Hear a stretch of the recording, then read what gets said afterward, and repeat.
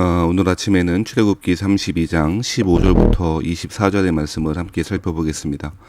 시내산에서 올라갔다가 내려오는 모세는 하나님이 직접 써주신 십계명의 두 돌판을 가지고 있었습니다. 증거판이 그의 손에 있었고 그 판의 양면 이쪽 저쪽에 글자가 있었다라고 말합니다. 그 판은 하나님이 만드신 것이요 글자는 하나님이 쓰셔서 판에 새기신 것이더라라고 이야기하고 있습니다. 직접 하나님이 쓰신 것이라고 하는 것은 이 계명의 중요성을 이야기하고 있습니다. 뿐만 아니라 하나님과 이 증거판에 써 있는 그 율법이야말로 하나님과 이스라엘이 맺은 언약을 상징하는 것이라고 강력하게 그렇게 강조하고 있는 역할을 하고 있습니다. 그때 여호수아가 백성이 요란한 소리를 듣고 모세에게 진중에서 싸우는 소리가 난다라고 이야기하고 있습니다. 하지만 모세는 그런 것이 아니라 이스라엘 사람들이 우상을 섬기고 있음을, 금송아지를 섬기고 있는 소리임을 알고 있었고 그렇게 대답합니다. 그래서 18절 말씀에는 모세가 이르되 이는 승전가도 아니요 폐하여 부르는 소리도 아니라 내가 듣기에는 노래하는 소리로다 하고 진에 가까이 이르러서는 그 송아지와 그 춤추는 것들을 보고 크게 노하여 손에서 그 판들을 산 아래로 던져 깨뜨렸다라고 이야기하고 있습니다. 모세가 가지고 내려온 그 십계명의 돌판은 하나님이 만드신 것이요 글자도 친히 하나님이 쓰신 것이라고 이야기했습니다. 굉장히 중요하게 여기고 신성시할 법도 한데 모세는 그것을 깨뜨려 버립니다. 이런 것들을 보면 돌판 자체가 성불로 여겨지는 것이 아님을 잘 보여주고 있는 것입니다. 중요한 것은 그 돌판에 담긴 메시지이다라고 하는 것을 강조하고 있는 것처럼 보여집니다. 우리는 때때로 물건 자체를 교회당 자체, 예를 들면 교회당 자체를, 성경 자체를 중요하게 여기는 경우도 있고 신성시 여기는 경우도 있을 수 있습니다. 고대와 중세로부터 기독교 신앙을 가지고 있는 몇몇의 사람들은 그 물건 자체를, 심지어는 성상 자체를 아주 신성한 물건으로 여기는 경우도 있었습니다. 실제로 오늘 본문의 말씀에 보면 하나님이 직접 만드시고 하나님이 직접 쓰신 십계명의 돌판을 던져버리는 모습들을 보면 그 자체가 물건 자체로 귀하고 거룩한 것이 있는 것이 아니고 그 안에 담긴 메시지가 중요하다라고 하는 것을 잘 알고 있는 것이죠. 잘 보여주는 것이죠. 이스라엘 사람들은 언약궤를 너무너무 중요한 성물로 여기지 않았습니까? 그래서 전쟁이 날 때 그 언약궤를 맨 먼저 앞에 들고 나아가서 전쟁을 하면 전쟁에 이길 것이다 라고 하는 생각도 하게 되었죠. 하지만 어땠습니까? 여러분 잘 아시는 대로 블레셋과 전쟁을 할 때에 그 언약궤를 앞서 가지고 나갔습니다만 전쟁에 처참하게 지었던 것 아니겠습니까? 물건 자체가 중요한 것이 아니고 언약궤 자체가 중요한 것이 아니고 언약궤가 그 고유한 거룩의 속성을 가지고 있는 것이 아니고 그곳에 하나님이 임재하시는 것이 훨씬 더 중요한 것이고 그것이 거룩의 본질인 것입니다. 하나님이 함께 계시는가? 하나님이 임재해 계시는가? 그것이 거룩의 표지가 되겠죠.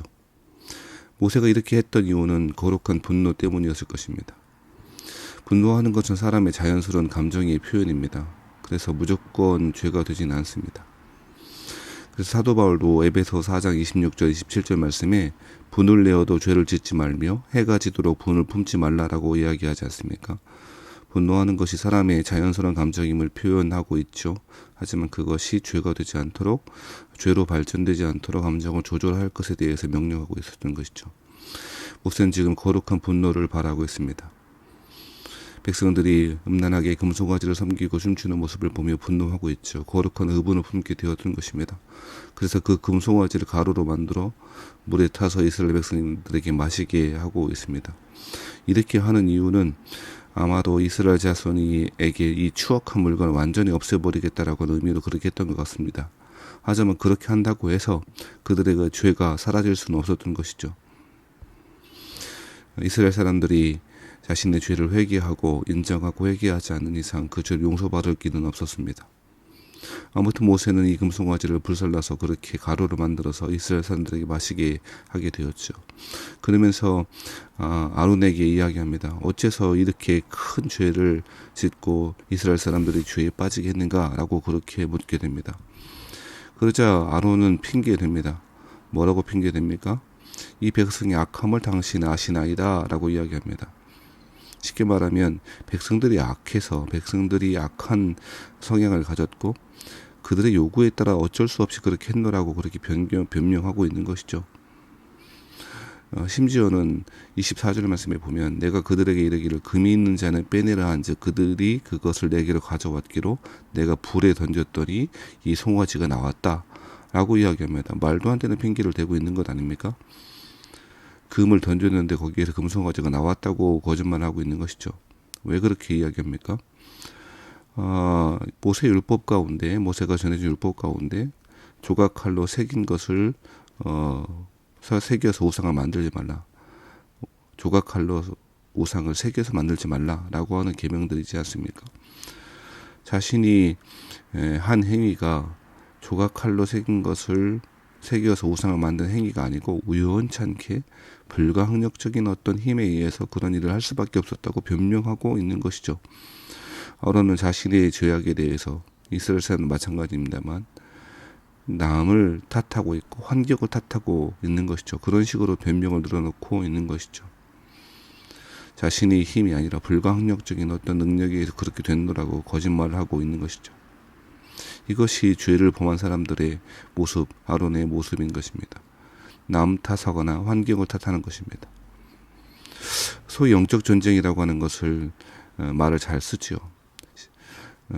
실제로 우리 그리스도인들은 영적인 전쟁의 한가운데 있습니다. 영적 전쟁이라고 하는 것을 부인할 수는 없을 것입니다만 그것이 가진 함정이 있습니다. 그것은 자신이 잘못한 범죄나 하나님 앞에 불순종한 기타 여러 가지 일들을 마귀 때문이라고 핑계대는 것입니다. 영적 전쟁 하면서 자신의 죄를 돌이켜 회개하고 하나님 앞에 순종의 길로 나아갈 생각은 하지 않고 그 모든 것들이 마귀의 핑계라라고 그렇게 마귀에게 그 책임을 묻는 그런 역할도 실제로 하고 있는 것 같습니다. 우리는 핑계댈 수 없을 것입니다.